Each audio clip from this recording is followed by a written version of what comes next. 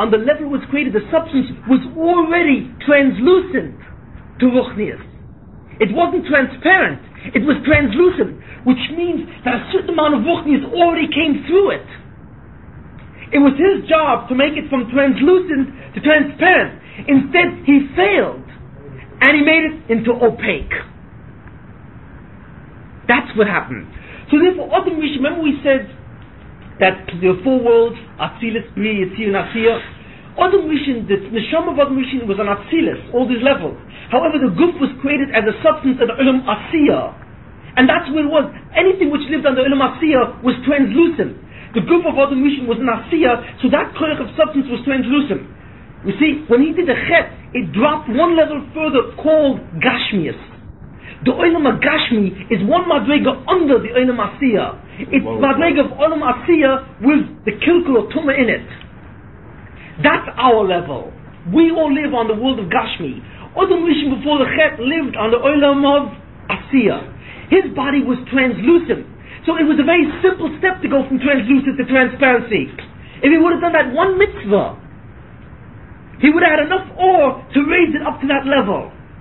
Instead, he failed and he put it down to the level of opaque. That's where we're holding. And that's where he was holding after he was thrown out of the gun.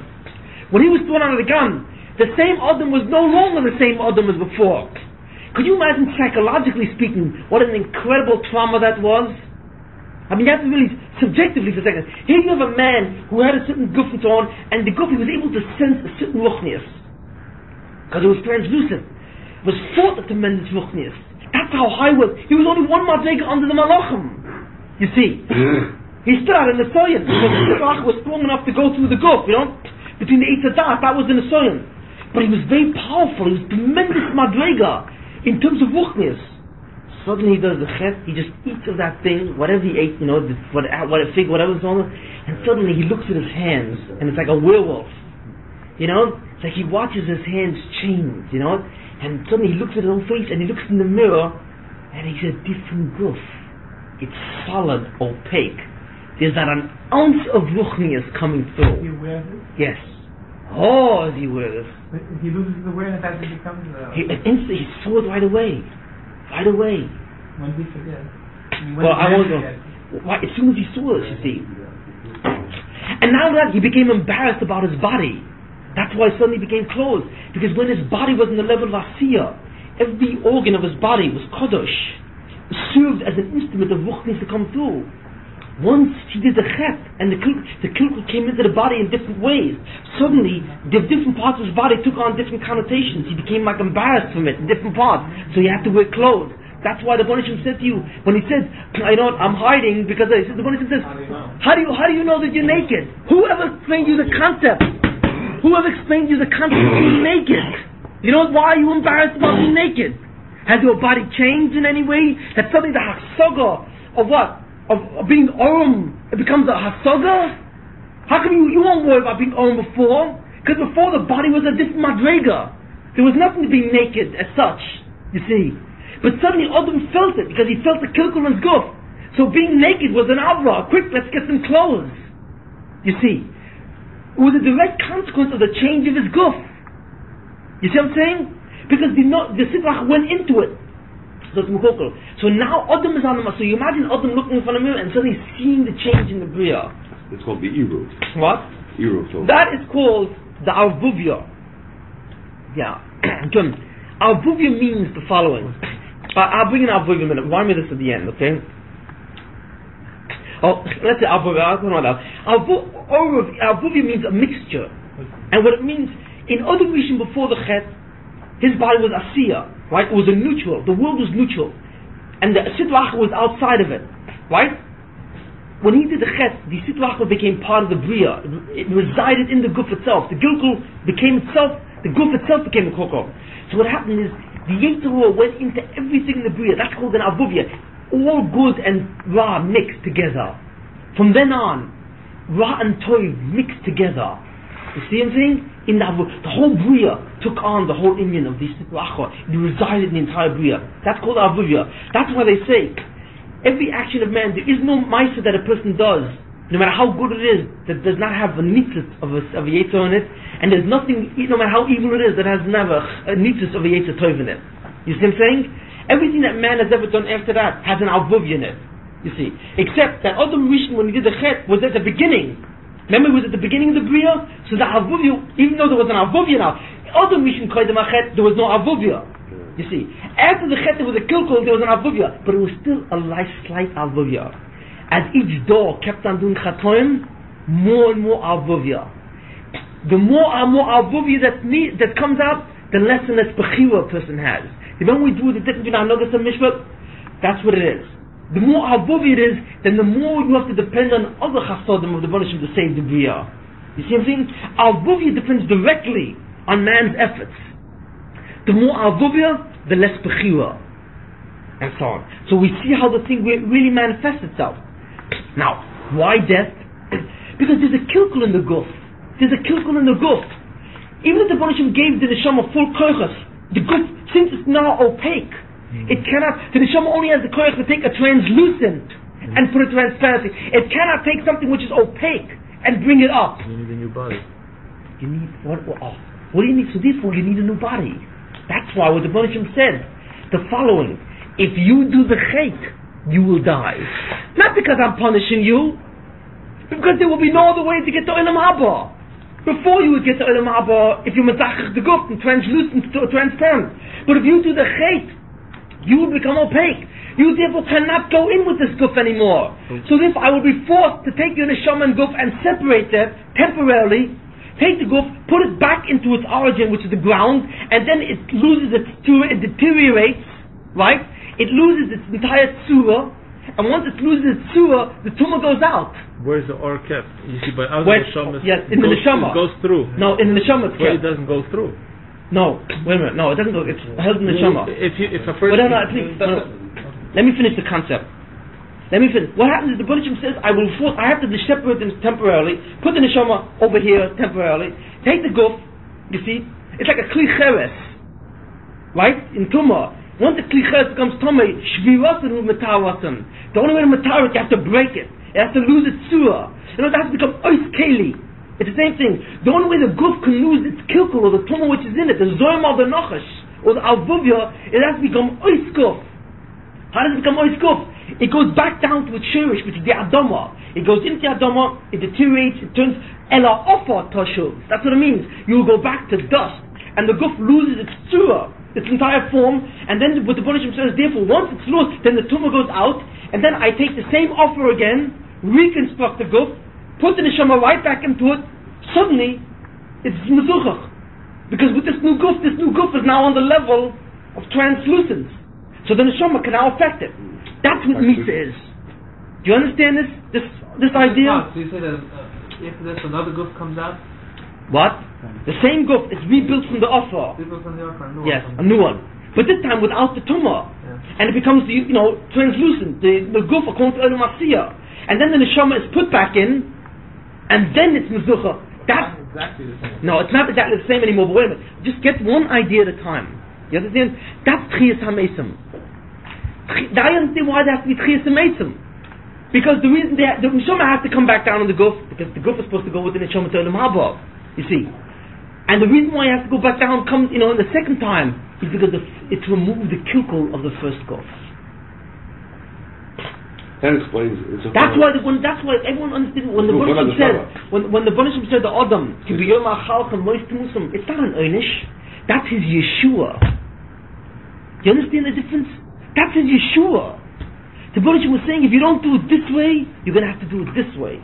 So therefore, death is itself a chesed. That's why it says, when the Eitah, that death itself is called Toiv. It says that he sent out, not the Eitah Chaim, he remained with the Kulkulo. He would remain the Kulkulo. Do you understand this concept so far? No. But it's not exactly the same anymore. It's not exactly the same in this kind of thing.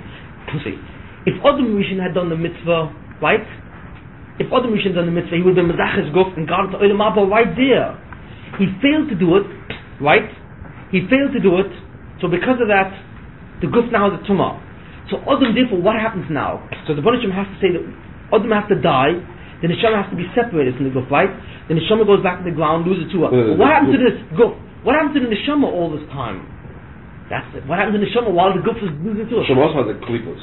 Yeah, the neshama, you see, what happens to the neshama is the neshama goes to a place. The Baruch Hashem therefore created a separate place called the Olam HaNeshamas, which is the Gan Eden that we know. And he takes the neshama and puts it there, temporarily. That's what it is. Temporarily. All those neshamas, all the people who died, are temporarily in Gan Eden. And they are all awaiting their guf to lose the kilkol. But before they go there, What? the neshama, the zohar has to be taken out from the goof, by the goof deteriorating the ground and the Yes. The zohar that attaches itself to the neshama, that's the klippos, also probably That's something is else. divided I wasn't gonna get through them. the process of Gehenna. What? Before the Mechashbon. This is before the din b'cheshbon. No, he's talking about the Din after Mises. This is after the Din probably. Well, one second. What is that? Question is, in other words, when does the neshama go into this Olam HaNeshamas? Why did the Misa? Right Why did the Misa? Olam HaNeshamas is not. Yes. Somebody doesn't have to Gehenna or any. Olam HaNeshamas is not. Like that. Olam HaNeshamas is not Olam Haba. It's only a temporary location. Okay. Yeah. But doesn't he give us the Din B'Cheshbon at this point? No. There's three din b'cheshbons. The first din b'cheshbon, every person gives a din b'cheshbon 3 times. I mean 3 basic times. The first, every Rosh Hashanah a person gives a din b'cheshbon. Number 1, that's the first time. Every Rosh Hashanah. And what it is the Baruch Hashem looks at the person and decides each year if the person will live the next year. That's simply to decide whether or not he will continue in Ilm Hazeh, if the avodah is still necessary. Once the person dies, right, there's a new din b'cheshbon, and that din b'cheshbon decides on the neshama of where it's going to go in the Olam HaNeshamas, you see, or have to come back, or whatever the situation is. But it decides where it's going to be temporarily, or Gehenna, or whatever the story is. Then the last din b'cheshbon is in Yom HaDin, and the Baruch Hashem decides what will happen to it, the Neitzach Nitzachim. Now, why does the Baruch Hashem have to decide again the 3rd time? Because the thing is, there are many meisim that you do, for example. Let's say you do a certain mitzvah. Let's say for your son. You bring up your son, right? He's a shemitah mitzvah, right? And then a person dies, right? Your son a person's son continues to do his mitzvahs, right? So, even after a person dies, many of his mitzvahs keep on going on. So the Baruch Hashem, the Baruch Hashem wants to pay a person every mitzvah that he had. So therefore the Baruch Hashem has to wait to the end of Olam Hazeh to know what to give a person and what not to give a person. You see what I'm saying? So it's the ultimate Yom HaDin which decides. The ultimate Yom HaDin tells you the same thing with Chatoim. A person could do Chatoim and it could live on after him. You see what I'm saying? So what the Baruch Hashem wants to wait, you see, even after death, to find out all the consequences of all his actions until the end of Olam Hazeh. Yeah, and Yom HaGadol, and then after that, in the Yom HaDin HaGadol, he decides what will happen to the neshama, l'neitzach nitzachim. So it's actually the neshama is stored, and the deeds, the mitzvahs also stored with the neshama together. Now that was with Adam Rishon, women. That was with Adam Rishon. Adam Rishon failed, and that was the kilkel that he brought in the Bria, right? Now, I just want to explain what it is now after Adam. After Adam Rishon, okay, now listen to this. This is carefully. What happened when Adam did the chet? So what happened was a very interesting thing. When he did the chet, he was makalkel his guf and he was makalkel his neshama. Okay, and he didn't do any mitzvahs at all. Remember, he only had that one mitzvah. He failed that mitzvah, so he had nothing. So what the Baruch Hashem decided, right, which is really the Hanugas HaYichud, decided, wait a minute, let's give him another chance. But the second chance would be very different than any other time before. What the Baruch Hashem did was throw him out of the gun.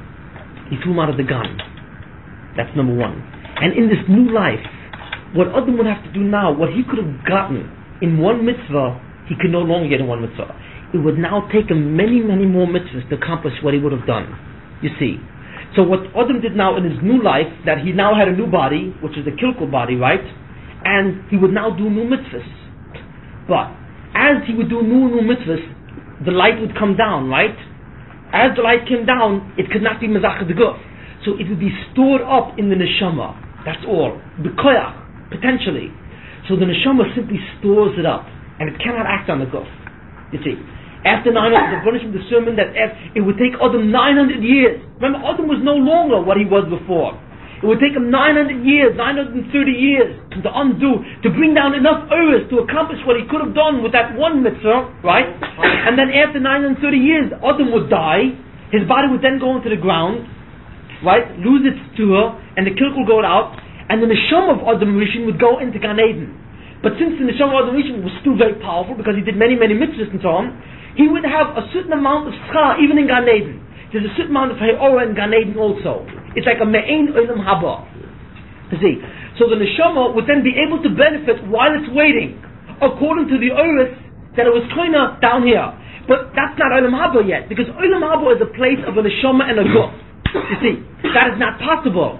So what the punishment does is, he takes the neshama in terms of what it's stored up and gives it temporarily in Gan Eden.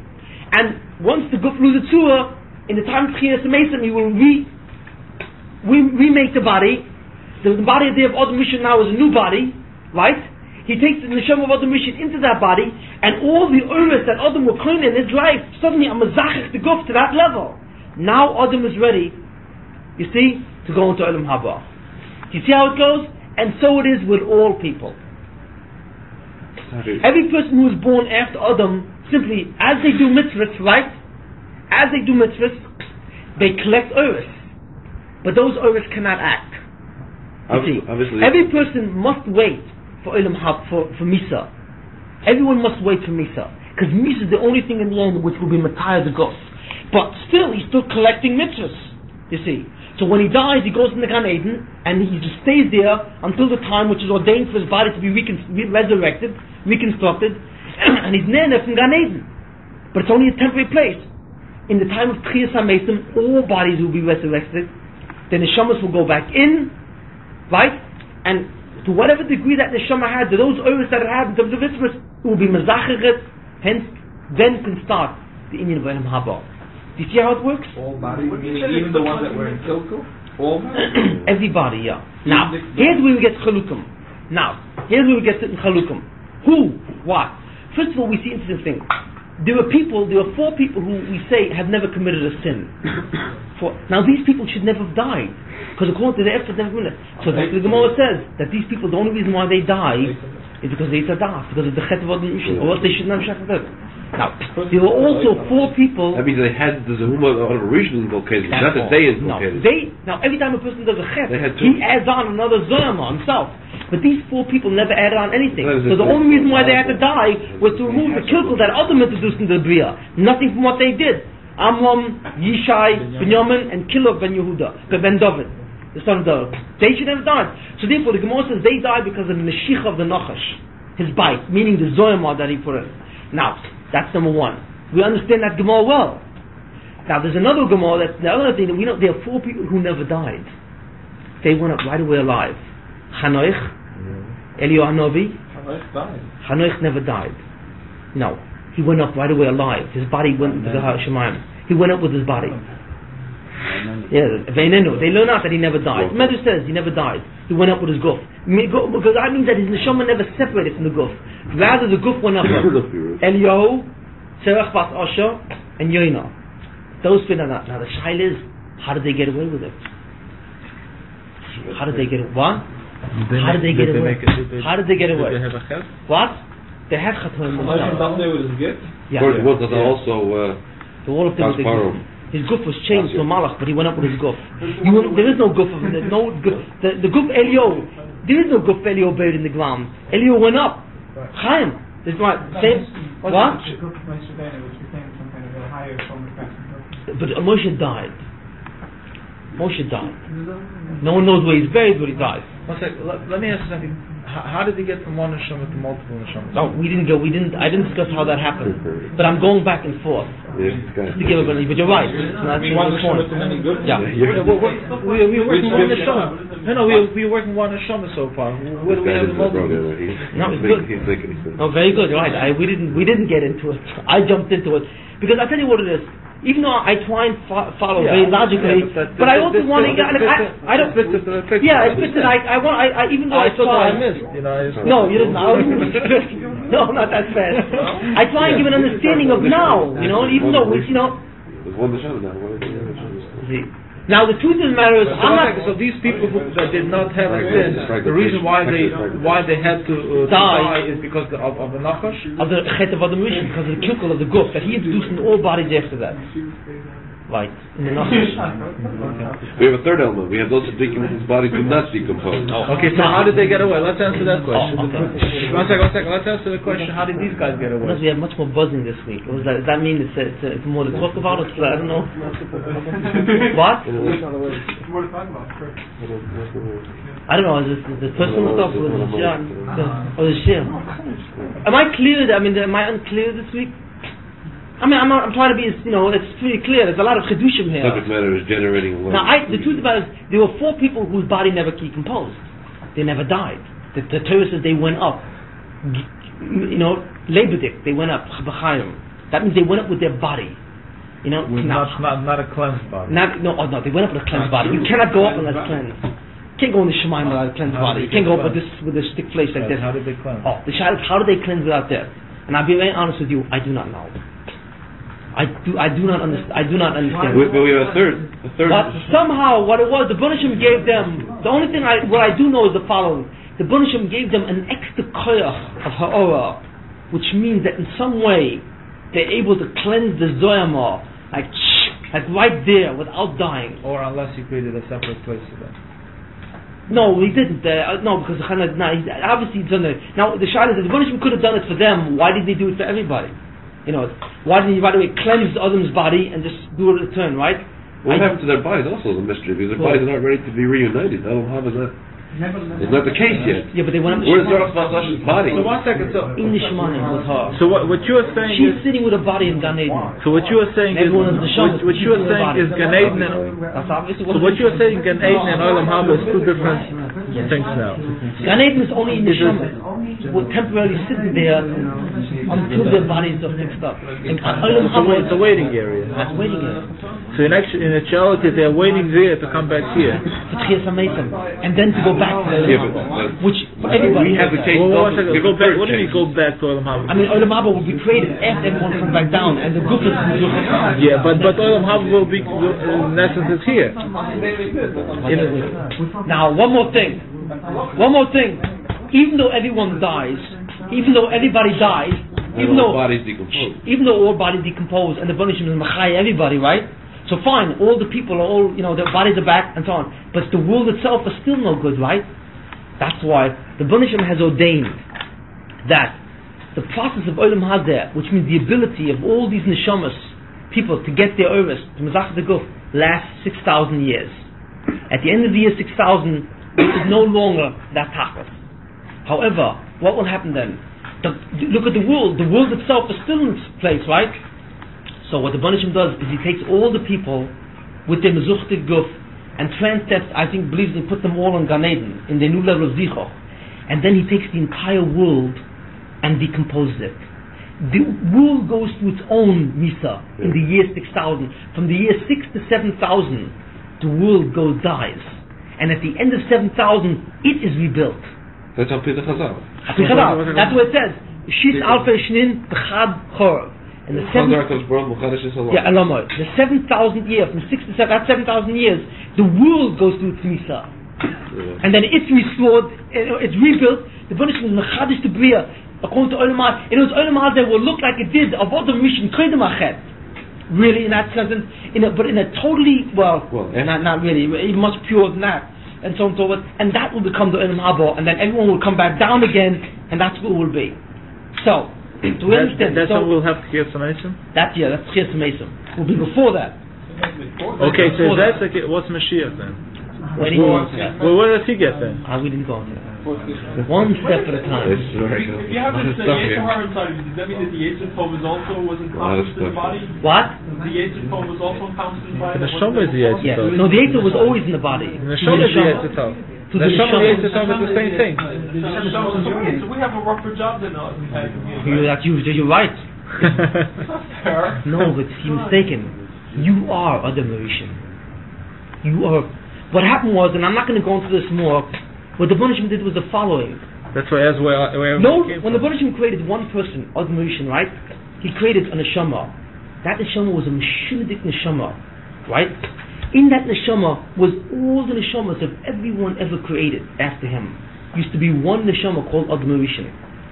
When he did the chet, right, the klipa went around that entire neshama, and his guf became a kulkul.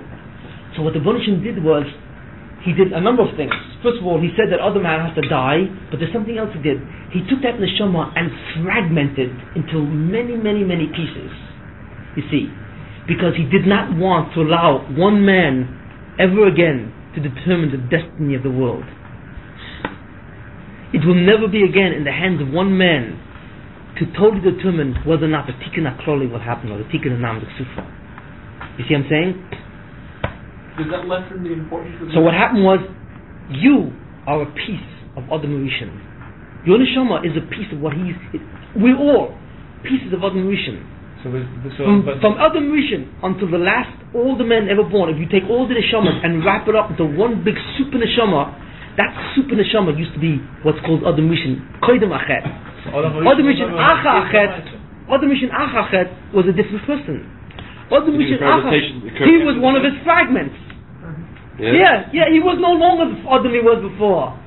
That would answer the question why he himself, in his 930-year lifespan, couldn't be Masakin for the Minanushin. Whatever, because this goes into the because he was the same in a sense, but he was different. He, of course, had a tremendous fragment. I mean, still. But he was no more. The Adam that was before is no longer. That Adam Rishon Koydem Achet is gone. You see. But now with Adam Rishon Koydem Achet is now X amount of people. So it's not, but Olam Haba is not going to be with somebody like by the name of Adam Rishon. No. There will be called someone Adam Rishon, but there will never be someone called Adam Rishon Koydem Achet. That person no longer exists. Frightening, isn't it? That consciousness, a single consciousness no longer exists. What? A single personality or consciousness integrated No longer as exists. That consciousness. Remember we once spoke about it?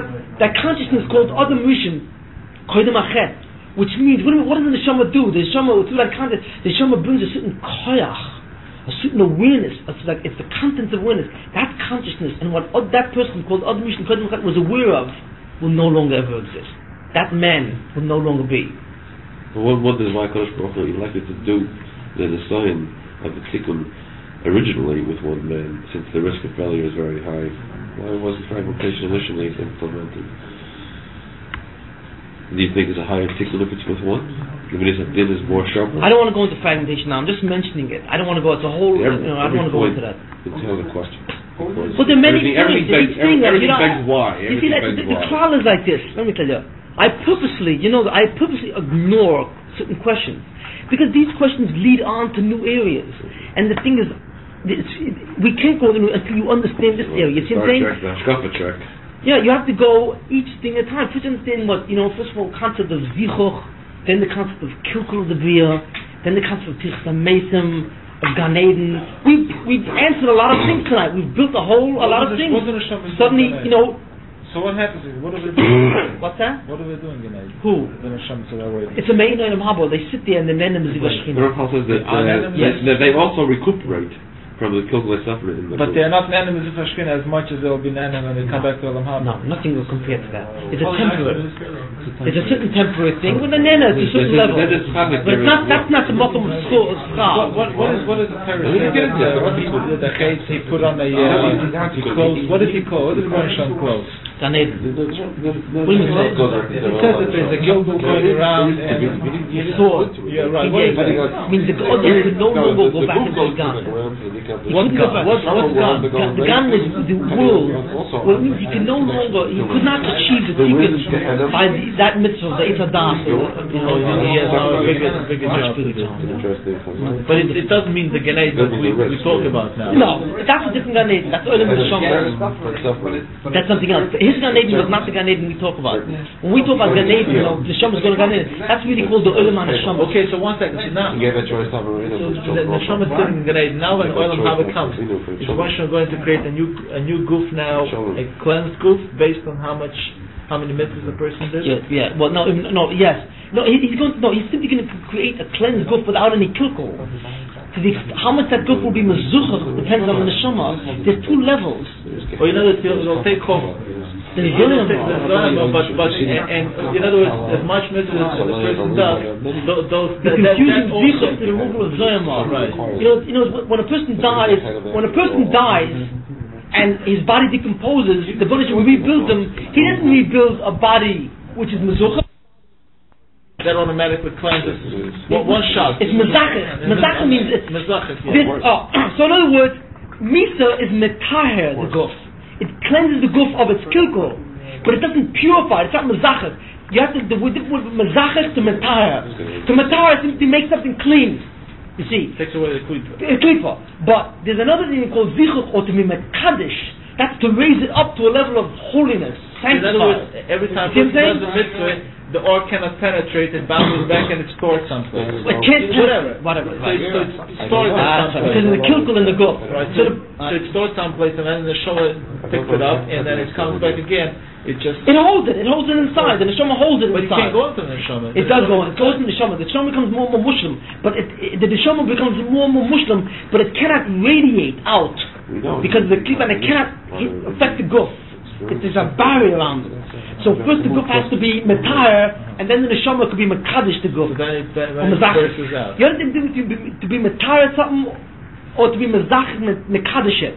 You see, first you have to remove the kilkul. That's called you being metayr, the tumor, the zerma. And once the Baruch reconstructs the guf, it's simply a guf which is cleansed of kilkul. That's all, but it's still a guf. Okay, next. It has a certain amount of cloudiness. Cloudiness. It's translucent. That's all it is. You know, the Baruch takes the guf by rebuilding it. He makes it from opaque to translucent. And then it's mezachah. You see, but when the neshama goes in, translucent to transparent. It's mezach or mekadosh to go up to a level of ruchni, the glass. Right. So 1 second. So the goes from inside out, not from outside in. It goes from inside out. From inside out. Yes. From inside out, and by going from inside out, it makes like a window, and then this way the radiation can come through. What it does is it acts on the guf. In the guf, it gets to act on the guf, and the whole guf changes in the glass. And therefore, you can. Does the tchiyas only take away the kilkul of the mission set, or does it take away all the averos that a person does? It takes away of what? Takes away all the averos, yes. And then you only get schar according to the amount of mitzvahs. Yes. So averos are something that got rid of anyway. Yes, you have to get rid of the effect of achet. So no matter kedusha, the averos will get the. Hold. But the question is, are you going to get to a level that then zichuk is going to happen at all? That only depends on how many mitzvahs you do. That's right. We pray from Allah. No, it depends. It depends. No, the Baruch looks at your mitzvahs, and if you have too few mitzvahs to be mezachah your guf, you never get up. So someone who does a lot of mitzvahs and a lot of averos will have the same amount of schar. Someone who does a lot of mitzvahs and a little. Yeah, but we don't know what the schar is. Say that again. Someone who does a lot of mitzvahs and a lot of averos. Yeah. Will have the same amount of schar as someone who does a lot of mitzvahs and a little averos. Do you think a kilkul will take away regardless? Yeah, but we don't know what the schar is. No, I don't know. A person who does a lot of averos introduces the mental kilkul, and what happens is the kilkul is removed from the thing. You see, but at the same time, even though it's like a detoxification process in a certain sense. Yeah, it is. It's like you're right. You got to get a guy back up to zero. Yeah, but it also removes the schar because when a person's involved in chatoim, he also loses an opportunity for mitzvah each time. Every time a person does a chet, it's an opportunity cost. You do this. But he still might have done the same amount. Yeah. Okay. Yeah, but the whole thing is to fix up the Nama de Ksufa, right? If you do a chet, you don't get Nama de Ksufa. You don't get Nama de Ksufa. You're not koine. You're not. I'm not going to answer your question fully on that. Yes, okay. That goes into another area. You see, which we're not going to get to this week. Is the guf suffering at the time of this whole? Yes. Chibut hakeva. That's not experienced by the guf or by the neshama. What's that? But that guf is questionable. Yeah, but that's the thing. But that is a machlokes. Does the guf feel anything in kever or doesn't feel? Not. But about okay. 6 or 7 things that the Gaon brings down up to Kabbalah happened before Gehenim. And Gehenim is described by the pasuk as being the base of place. I don't want to go into the details. This could be like Kerem business. I don't want to the question of details of who. No physical pain. It's a different kind of thing. No. And what happens if the gufim are going to get? I mean, what? They get up or what? Or they get put down on the earth? No, they get up. They get up from a cave? Oh, and people all of a sudden start walking again? From a cave, yeah. Or it's going to happen anyway at the same time, so nobody's going to realize what No, everyone's going to have it, and it's not going to look weird. I mean, it's going to happen it's going to happen all in one instantaneous. Yeah. It's going to happen suddenly. Strange or difficult? What's difficult? How it's going to happen? You mean that whole thing? Well, yeah, because it's all unnatural. When we see everyone going into the kiva, we never see anyone coming out. Well, we are still missing it. We are still missing it. What's that? One of the views is that it's a kavachimer. That goes in quietly. What do you say? Mother, a child that's conceived quietly, and when it's born, it comes out with a big Imagine a person that goes in with so much noise.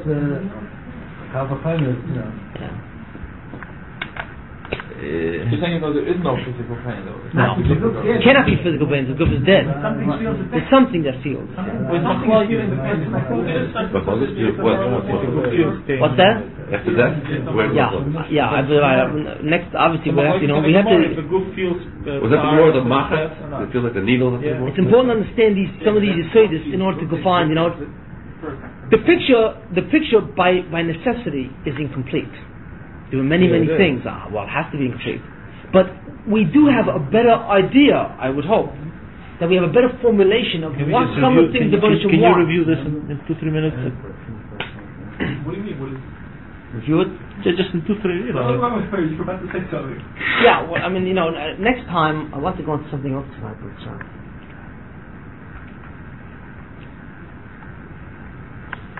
I want to say, let me say one thing very quickly now.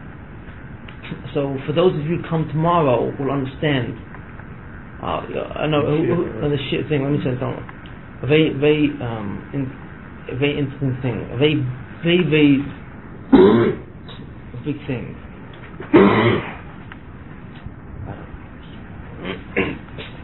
A very big yesod. We see that from Adam Rishon was supposed to make his guf translucent to transparent until he failed and he made it opaque. Okay? Which means that the ultimate tachlis of the Bria is a tikkun of Dam B'Ksufa. Right? Or the tikkun of the Bria, right? It's a massacre in the whole world and bring it up to a level of shlemus, including the Shema, right? He failed to do that. Not only did he fail, so therefore imagine a ladder. Okay? There are 3 rungs on the ladder. The goal is to get to the top rung, right? He was in the middle rung, right? His goal was to go from the middle to the top rung. Right? Instead he went 1 rung down. So in order for Adam to achieve his original objective, he now has to go 2 rungs. Correct? Right. Okay. Now, there's a question that we have to ask here. If Adam Rishon had not done the chet, right? We all believe that there's going to be a Mashiach. Correct? That's called the Mashiach. Right? Whatever. If Adam had not done the chet, what happens? He would have been Mezach's guf, right? And he would have gone to Olam Haba. What would have happened to Mashiach? You would need a Mashiach. What? You would need a Mashiach. You would need one. What's the purpose of Mashiach? The answer is that's not true. Adam would have been the Mashiach. What is Mashiach? What is Mashiach? Mashiach is nothing more. Basically, Mashiach is nothing more than the individual who brings about the tikkun of the Bria. That's what Mashiach is.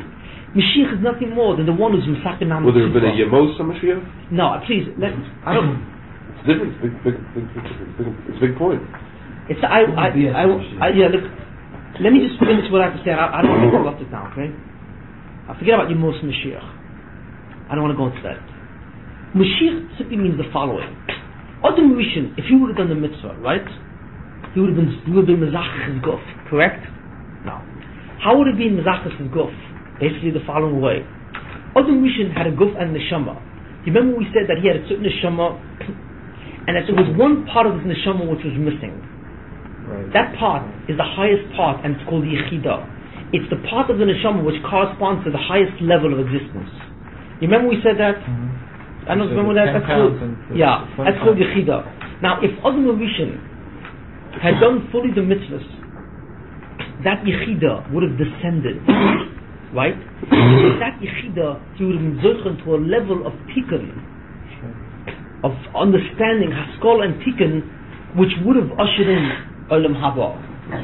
You see, that Yechida is called the Melech HaMashiach. It's a neshama. The Mashiach is nothing more than a neshama. That's all it is. It refers to that neshama which corresponds to the highest world.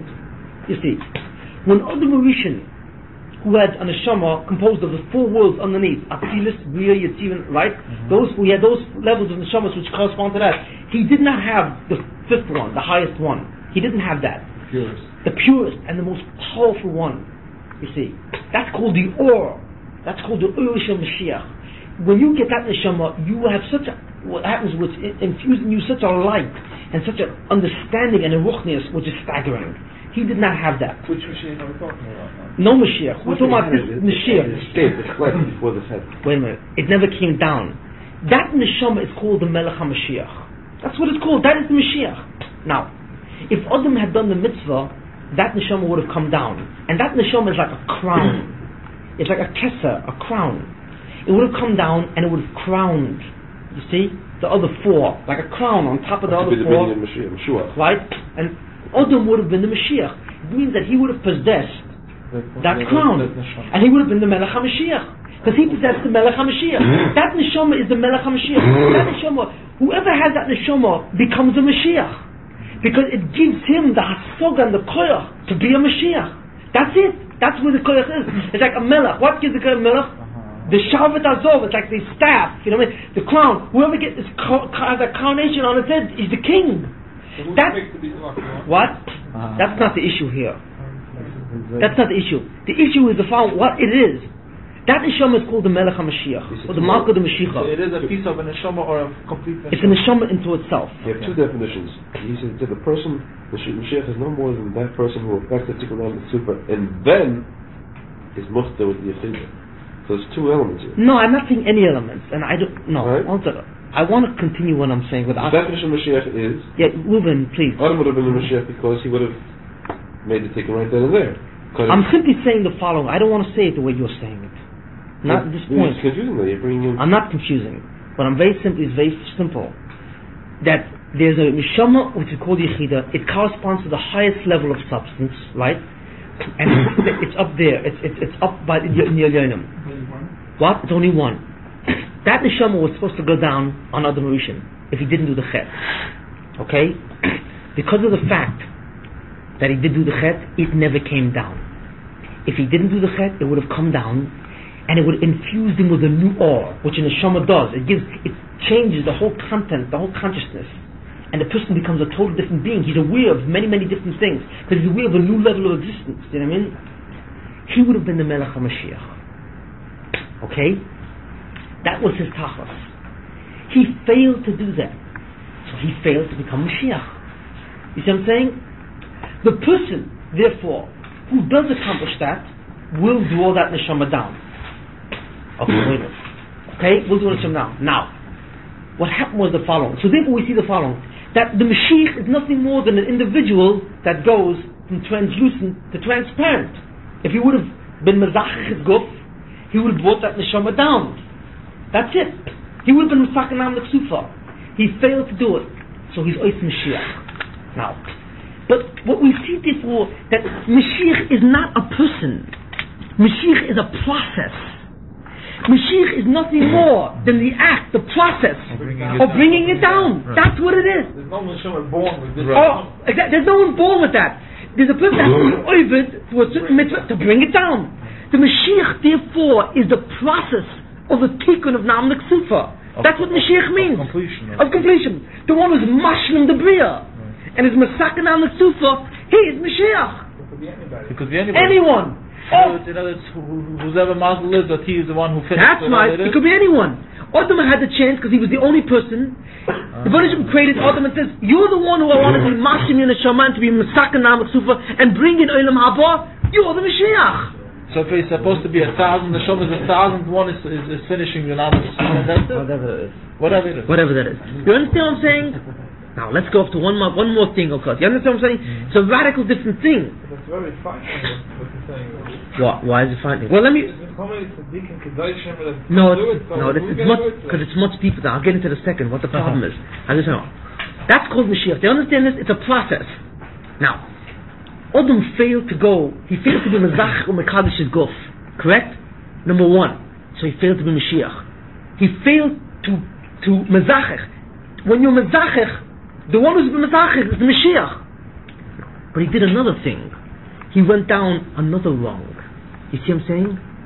So therefore, in order for Adam to go back up to the top rung, to become Mashiach, he has to go first up to translucent, and then up to transparent, right?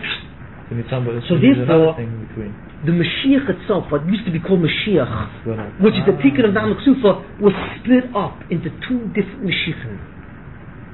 Two different processes. The process of Mashiach is the Tikkun of Naam Ksufa. But now to achieve Naam Ksufa, you've got to do two different things. You've got to remove the kilkul, or the zoyam of the bria, and the klip around the neshama. And after that's finished, you've got to mekadesh and mazachechira up to the next level. So there are two so now there's two different processes. Two half neshamas or one neshama? Therefore, these processes were divided into the bria. After Adam Rishon Arachet, this process called the Tikkun HaKsuba now has two different processes.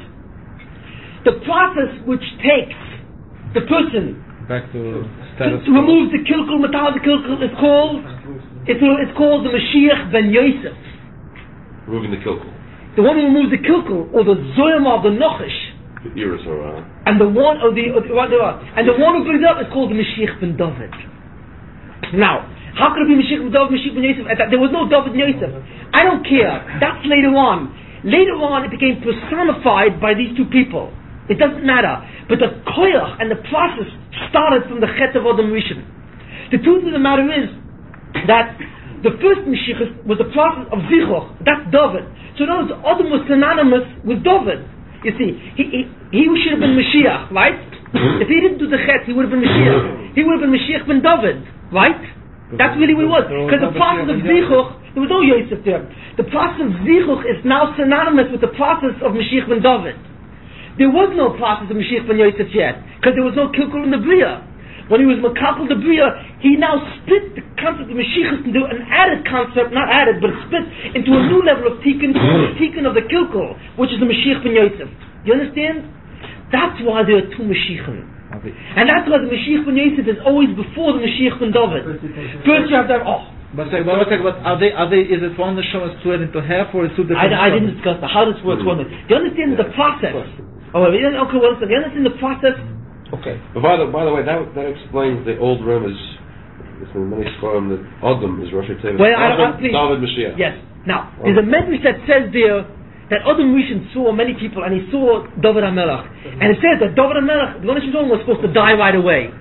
So Adam said that I'm supposed to live 1,000 years after the Chet. So he said, give David my 70, so I live for 30. Why did Adam give David 70 years? Why did he give any? A lot of people died. The answer is because what he failed to do. What did he do? What did he blow? He blew the Inyan Mashiach on David. He failed to do it. So according to Mitzvah, the world should have been destroyed. That's why David should have been brought dead. So Adam said, I'm mechuyev to see that David survived. So that this process of Zichuch is continued in someone else. Someone had the ability to do it, to personify. You see what I'm saying? That's the connection between Adam and David. And that's why if you look at the word Adam, Aleph, Daled, Mem, and the thing is Adam, David, Mashiach. Adam. That's the yechus between them. That's the right, the connect. You see what I'm saying? David really, and that's why he had to give his own life for David. Because in effect, he destroyed the Mashiach and David. That process of Zichoch. You see what I'm saying? So by being able to maintain it again, therefore that process would then go on later on, years later, into the person called David HaMelech, who would be the beginning of the Mashiach ben David from that thing. But that's essentially what it is. Right?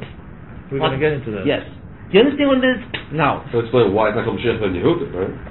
No, that's something else. I'll explain that. Ben Yosef, but on the other side of the coin, it's not called Ben Yehuda. Yeah, but David. Never not going into it, just bringing it out. Yeah, let's leave it alone. I don't. Future reference. The point is, okay, so we have everyone understands the concept. That's why now everyone's in some. What I said now is a very, very important thing, and I cannot overemphasize it. The whole avoid of the Bria Everything, since the time of Adam Rishon, Koidemach, beginning, is personified in the process of the two Mashiachim. Do you understand? That's what it is. The Mashiach is nothing more than both of these processes. That's it. That's the whole end of Mashiach. There is nothing else. You see. And whoever is Mashiach is the one who's mastering that process. Now, the first one, now, who becomes Mashiach? How does this look? What is the Mashiach? How is it that the Mashiach became a period or a tkufa? That will go into some other time. You know what I mean? Obviously, what was a process now became a tkufa called Yemais Mashiach. Vosidos. What is that? That's something else. That's something else. But that's something else. How this connects is another thing. But it's important for us to understand the concept here that the avoid of Harishon, the avoid of the Bria, is the avoid of the Tvei Mashiachim. You see what I'm saying? One thing we haven't clarified is that we know why. There's a lot of things I haven't clarified. We know why it's the avoid of the individuals. What? We know why it's the avoid of the individuals because they are the fragmented neshamas of Adam Rishon. We don't know why there's a special function of the Tikkun Mitzvah personified in Train Mashiachim. These processes of Tikkun the Kilkul, Tikkun of a Hastana Mitzvah, is done by each individual. Now, the Shita Alpin Shnin, after the Chet Adam Rishon, by all these individual fragmented neshamas. But we see now from what you're talking about, there's also a special function in these two tikkunim that is personified in particular individuals called trained Mashiachim. But I don't want to get into. I don't want. Why? As far as we're concerned, it's not going into Yemos. As far as we're concerned with here, what's that? As far as we're concerned here, this is what really the Mashiach says. You see, and later on it's personified as individuals. But fundamentally, with Adam, he was the individual, but fundamentally, the Mashiach is really the process. So that's why the first one is by Yosef, because Yosef was before David. Well, no, because you have to be Masakim first the Kilko, which is Mashiach ben Yosef, and then David. Right? That's why Mashiach ben Yosef is that. That's why there's always Mashiach ben Yosef. Now there are many. Yeah, but look, there are many things about this, which I'm not going to go into. I mean, there's another shir. The whole concept of Mashiach is a way that Mashiach ben Yosef has to die. There's many things in the Yemai. Where is he? What is he in terms of? Why he's never spoken about? He's never always a tremendous hester. What Yosef has to do with all these things? And Chazal, all these things always mention only Ben David. Why do we? You never seen this guy from Nigler. Why wasn't Eli Nubi or one of these Kedoshim that went up? Why weren't they? To be this Mashiach. Because the people who are Zoch the Mashiach are the people. See, the thing is the one. It doesn't matter. Wasn't what is essentially every thing is very simple like this. In every generation, there are two people who exist. One, they both have neshamas which are capable of bringing down the Sechina. Not every neshama. What? Not every neshama. Every person, anybody. No, not everyone. No. In every generation, there are two neshamas which are born. They are called shoroshim. Shorish is an origin. Only two. Only two. Those two are capable. They're very big, obviously. They are capable. What they do in every generation, these two neshamas, is that each one is the leader or the central Yeruchnistic koyach in each generation for the function of Yosef and the function of David. In other words, the Mashiach ben Yosef in each generation is the one who does most of the effort to removing the kilkar. Now, there are also people who help him, and they're peripheral to him, and then there are people who don't help him at all. So in every generation there are the two shoroshim. There's the person who's the shorish of Yosef, koyach of Yosef, and the koyach of David, right? That shorish of Yosef has the koyach par excellence to be masakin. You see, the kilkul of the chet, you mean the zoyama, the chet, right? He has people who help him, right? And they're feilim noi. They're also big neshamas, but there are many people. There could be thousands of neshamas like that to help him. And then there are people who don't help at all. They just simply receive whatever koyach is coming out. And the same thing on the other side with David. There was a neshama that's born that has the koyach to be neshama with David. He has people helping him and so on to be maber mitzvahs in the world, not to be matar the bria, but to be makadish bria. They have different functions, and I'm not going to talk about it now. Now, if that generation, in every generation there are two people like that. If that generation is zoicha and brings the shleimus of the world, then those two people become the Mashiach of that time. And the Yechida descends on both. It's a double crown that goes on both. So the first one comes Mashiach ben Yosef, and he's Mamas Mashiach in full koyach. And then after him comes the Mashiach ben David. What happens to him? But only after.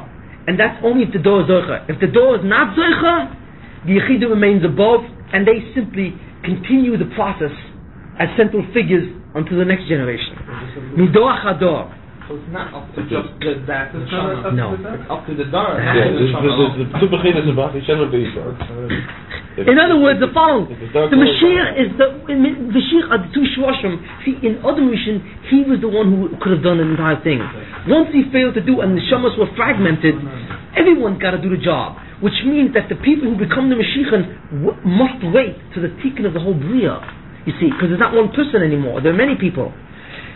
So the Mashiach, both of them will appear when the job is finished by everyone. They'll reveal themselves. Whenever that is. Or, what? If it goes off his system, what? Or the Zman. But even then it's also done by everyone. That's called Ba'achi Shana. You understand it? Yeah, I have more questions than I have. If it goes out to the Chinuch Be'ito, that's his Harusah de la I want you to know, very few, this concept what they told you is that, very few people, almost none, know anything about Mashiach ben Yosef. If you go to anyone and ask them, why are the two Mashiachim, I would be amazed if almost no one knows really why. Go to anyone, no matter how big the Talmud Chacham is. I think we should wait until we know more before we ask. Go to anyone you want, any Rosh Yeshiva, go to any Gadol, anyone, and ask him. And this thing, and strangely enough, they all, what Mashiach ben David? Let's say that everywhere we say, Doshel ben David bar. Who mentions Yosef? Who is Yosef? Yosef was supposed to die. No one really. The Gemara on Sukkah, that's about Mashiach ben Yosef supposed to die. This and that. What? It's unknown. It's incredible. The Inyan Mashiach ben Yosef is such behesta. But in Kabbalah, it's all over the place. Yeah, it's Ik Inyan, and the reason why it's the hesta is because until the time of the Mashiach ben David, from the Chet of Adam Rishon until the Mashiach, the process, which is the main process, is Yosef. The main process that will go on until the Mashiach is the process of Yosef, is to get rid of that tremendous Zoyama of Chatoyim that's continuously introduced in the world. What's that to do with Yosef? Who? It doesn't have. It's personified later in Yosef. I had to call it that because it's personified, but we just call it Mashiach ben Yosef, because Yosef is the one who later on exemplifies that. But it's not really due to Yosef, it was started from Adam Rishon. Okay, that's all. I just want to give you a little of this thing, because now we understand what the concept of Kilkul and Zichoch, we can understand now the Tvei Mashiachim. But a good point to leave off on is why Ben Yosef is never discussed is related to the workings of Anhag HaYichud. Well, I don't know. And into the... Okay, are we confused tonight at all? Are you confused? Did I confuse anyone? As a lot. I will chazal this again next week. Yeah, we should. We'll go over it again next week, okay? Over here. Listen to it. Over